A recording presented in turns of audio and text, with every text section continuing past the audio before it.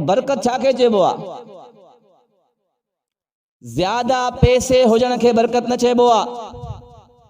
त जंहिं वटि माल ज्यादा, जंहिं वटि मिल्कियत ज्यादा, जंहिं वटि पैसो ज्यादा उहो बरकत वारो, ईअं न आहे। बरकत छाके चइबो आ? जंहिं वटि जेतिरो भी पैसो आ पर उहो सुकून जी जिंदगी गुज़ारे थो। जंहिं वटि जेतिरो भी पैसो आ, घणो आ या थोरो आ, पर उहो अल्लाह जी इबादत करे थो, सुकून सां निंड करे थो, सुकून सां नमाज़ूं थो पढ़े। जंहिं शख्स वटि मिल्कियत आ ऐं उन जी मिल्कियत, उन जी जिंदगी हराम कयूं खड़ी आ, उन जी निंड हराम आ, उनखे अल्लाह जी इबादत जी तौफीक नथी मिले, याद रखो इहा बरकत वारी रोज़ी नाहे।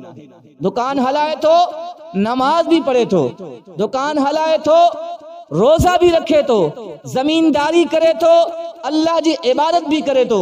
जंहिं जमींदारी में, जंहिं दुकानदारी में, जंहिं तिजारत में इंसान के अल्लाह विसरी वञे, उहा बेबरकती रोज़ी आहे, उहा बरकत वारी न।